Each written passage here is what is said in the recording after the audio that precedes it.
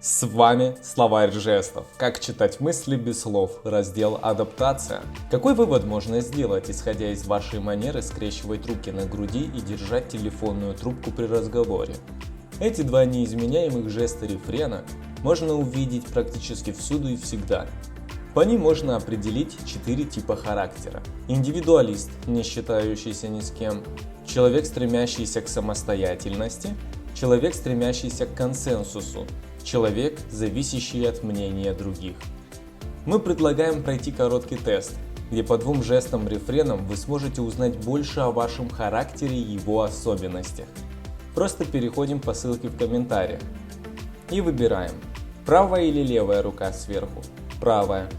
У какого уха держим телефон? У правого или у левого? У правого.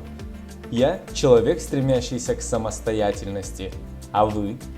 Подпишитесь на канал и будете иметь доступ ко всем жестам, которые помогут вам понять собеседника, а не его слова. Всех благ, дорогой зритель, узнаем о человеке все.